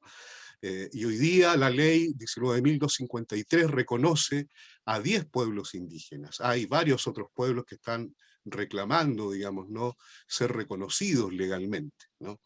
Por lo tanto, la poesía mapuche sigue siendo, digamos, ¿no?, una herramienta, un discurso, ¿no?, altamente político, ¿no?, altamente demandante, ¿no?, de, qué sé yo, digamos, ¿no?, requerimientos, ¿no?, que se hacen al Estado, ¿no?, que se hace a la sociedad en general, para restablecer una especie de diálogo constructivo, simétrico, que hoy día aparentemente, digamos, no se está dando en la Convención Constitucional, como tú lo estabas ¿no?, insinuando, ¿no?, Heriberto, especialmente porque hay una presidenta, ¿no?, de esa convención, que es Elisa Loncón Antileo, ¿no?, pero que, bueno, también siendo, digamos, ¿no?, una construcción política chilena, ¿no?, occidental, todavía no permea, digamos, el problema indígena de manera total, digamos, ¿no? Ahí hay mucha negociación, hay mucha, digamos, ¿no?, hay muchos intereses que están en juego, obviamente, y en donde lo indígena, digamos, ¿no?, está todavía en un estado simbólico, ¿no? Todavía no está, digamos, ¿no?, considerado en términos concretos, ¿no? En términos concretos, digamos, lo que pasa en la Araucanía es algo muy dramático y trágico, que no está siendo asumido, digamos, ¿no?, ni siquiera por los candidatos o candidatas progresistas a la presidencia de la República, ¿no? Porque esto toca, digamos, como digo, intereses fundamentales de miles de millones de dólares invertidos en, por ejemplo, forestales, qué sé yo, digamos, ¿no?, en emprendimientos o en la industria pesquera, ¿no?, salmonera en el sur de Chile, ¿no?, en la minería en el norte, en donde las comunidades quechuas y aymaras y collas, ¿no?, y atacameñas están siempre siendo, digamos, ¿no?, vulneradas. Hace muy poco, digamos, ¿no?, la comunidad, el pueblo Rapanui, digamos, está buscando su autonomía de manera muy fuerte, ¿no?, cosa que no se conoce mucho acá, porque esas noticias aparentemente, digamos, son flor de un día, ¿no?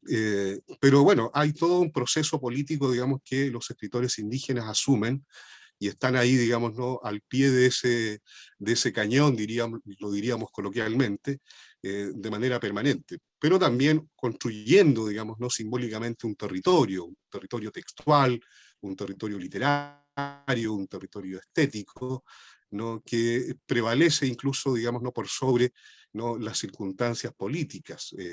Sin embargo, el territorio simbólico, ¿no?, el territorio estético, el territorio literario se alimenta también, ¿no?, de esta contingencia.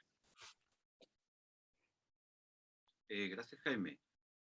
Dejo el espacio abierto para que puedan eh,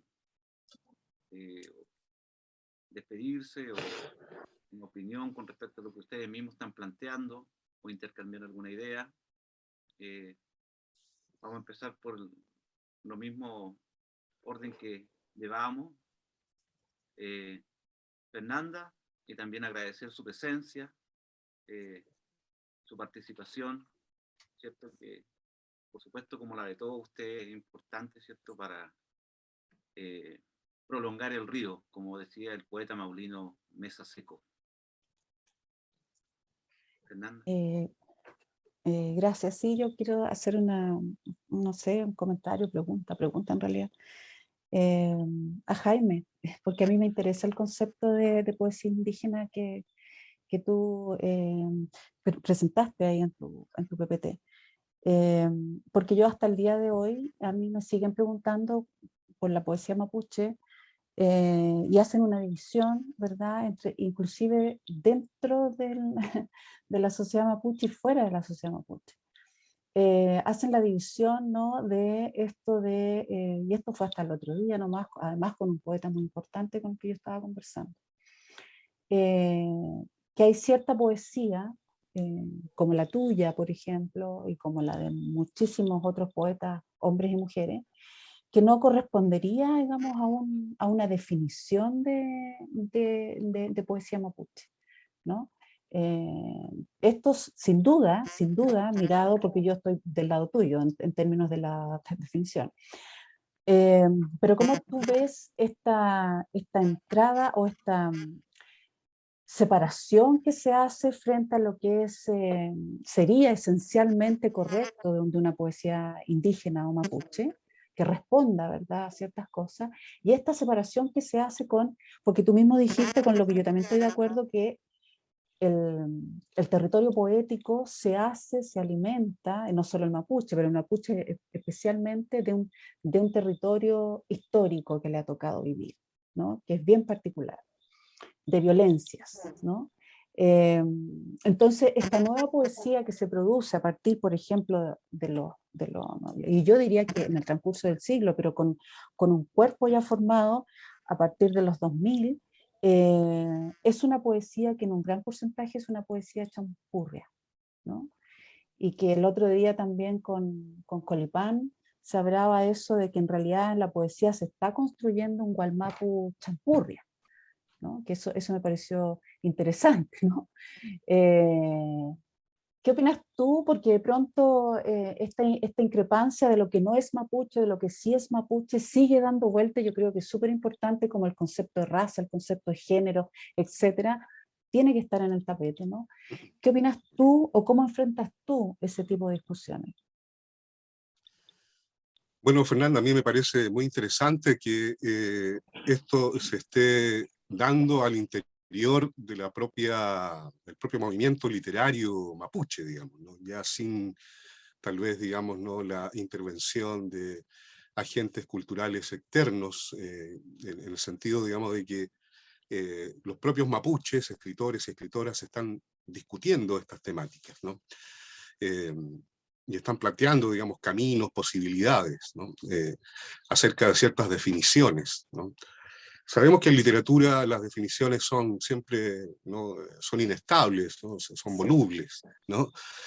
Pero claro, si contextualizamos a los pueblos subalternos, ¿no?, en una especie de casi caricaturesca línea de funcionamiento, ¿no?, de avances, claro, primero, digamos, está la demanda, digamos, está la catarsis, ¿no? Es decir, hemos sufrido, ¿no?, el coloniaje, la violencia, de todo tipo, ¿no?, ya sea física, simbólica, territorial, y ante eso obviamente reaccionamos, ¿no? Todos los pueblos subalternos han hecho lo mismo, digamos, han reaccionado de manera muy dura, digamos, ¿no?, ante la violencia ejercida sobre ellos, ¿no? Y luego viene el otro momento, digamos, ¿no?, después de la catarsis viene el momento del orgullo, ¿no? El momento del orgullo, que es decir, bueno, yo soy tal o cual, y soy de esta manera y no de otra, ¿no?, y no me involucro con estos otros que son mis enemigos o enemigas, ¿no? Y ese orgullo, digamos, no se ha dado en todos los movimientos sociales, ¿no?, que reivindican alguna causa, ¿no?, que reivindican dolores, tragedias, ¿no?, dramas históricos, ¿no? Y luego viene obviamente el momento, digamos, ¿no?, de la reflexión, ¿no?, de qué ha pasado, digamos, ¿no?, con estos otros dos momentos, ¿no?, el de la catarsis, el del orgullo, en dónde estamos parados, ¿no?, y cómo funcionamos en el momento actual, ¿no? Y hay que decir, digamos, cosas bien básicas, es decir, más del 70% de la población mapuche específicamente, ¿no?, vive en las ciudades, ¿no? Y no ahora, digamos, no hace por lo menos 80 o 90 años, ¿no?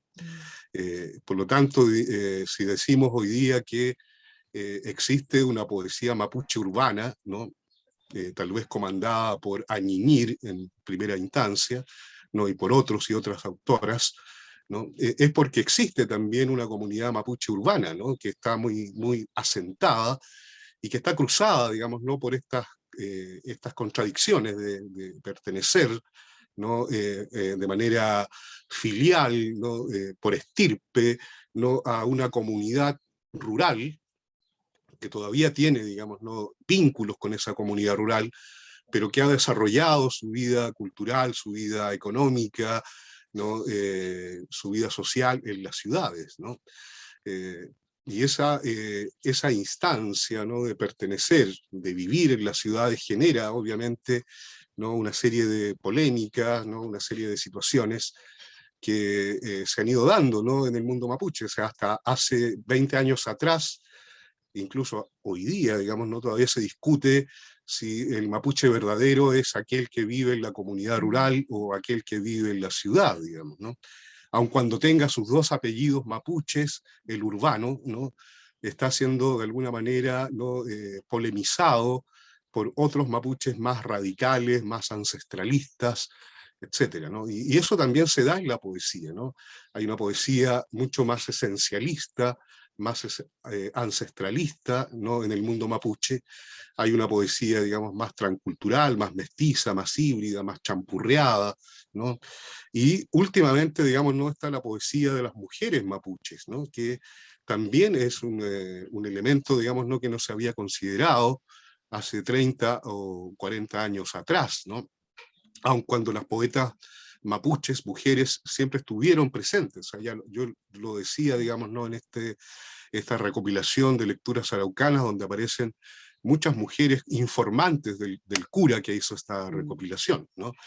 Entonces creo, digamos, que hoy día, digamos, el mundo, ¿no? Literario mapuche está tensionado por muchos elementos, ¿no? Está tensionado por esta pertenencia a lo rural, ¿no? A lo ancestral, a lo mitológico, ¿no? A lo testimonial, está tensionado por la contingencia, está tensionado, digamos, ¿no? Por diversas búsquedas estéticas, ¿no?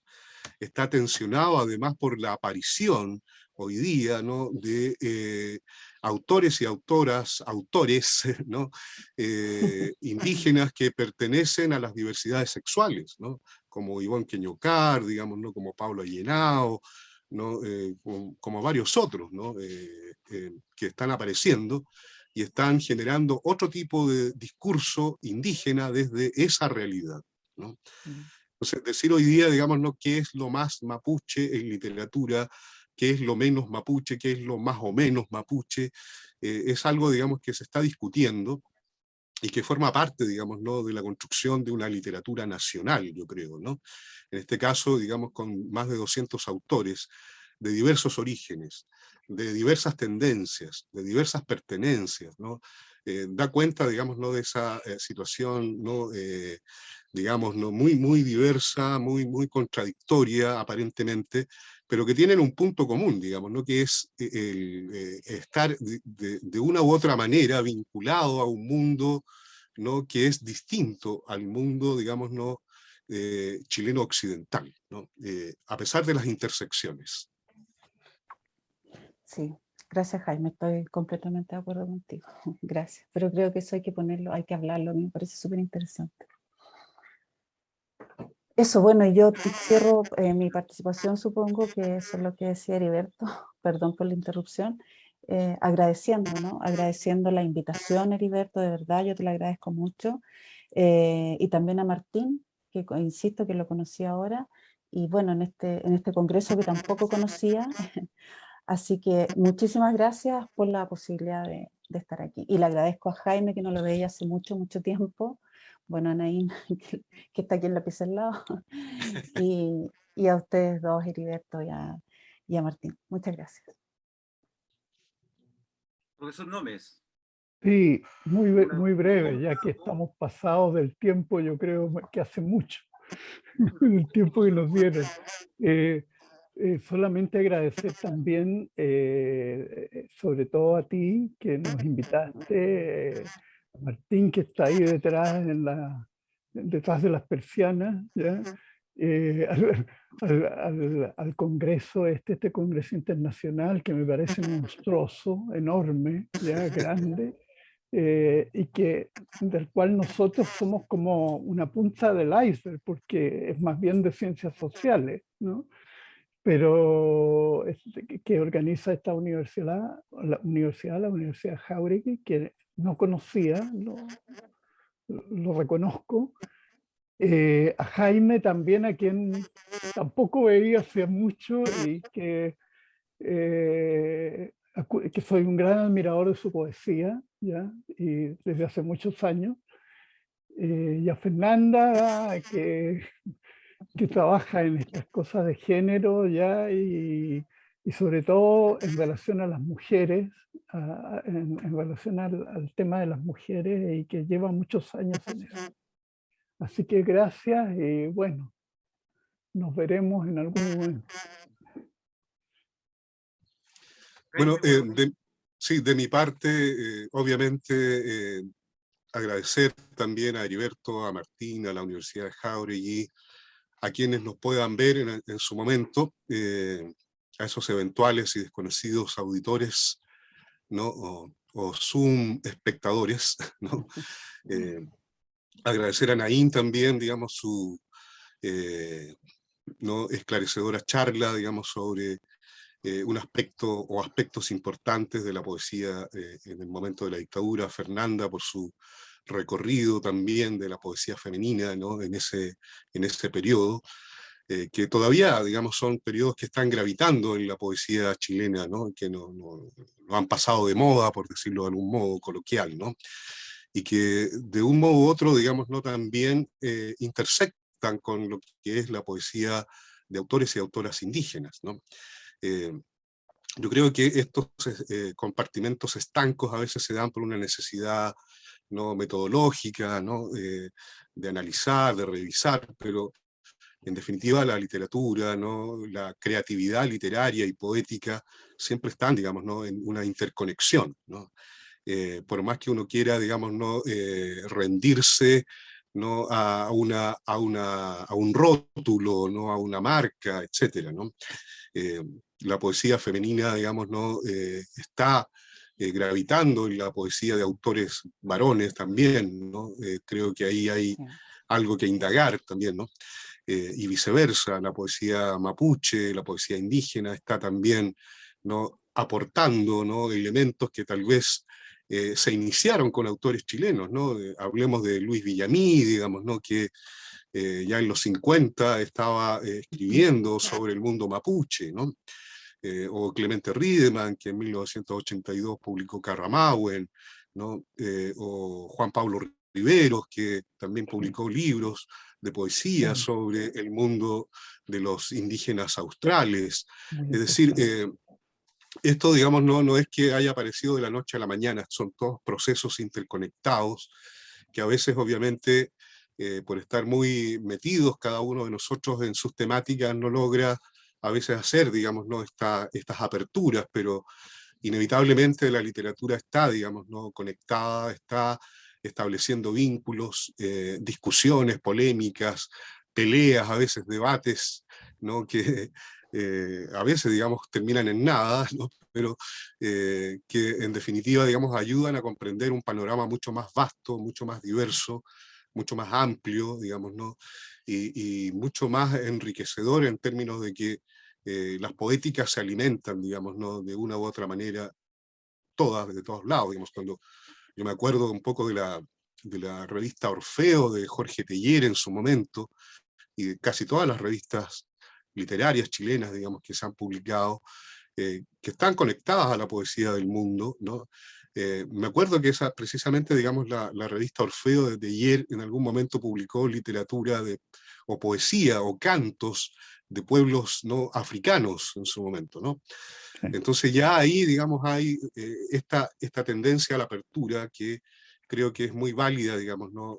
En los estudios, en la creación, en la indagación específicamente literaria. Así que muchas gracias a Naín, a Fernanda, a Heriberto, a Martín, y la posibilidad de poder conectarnos un rato, digamos, ¿no? a través de estos merodeos, ¿no?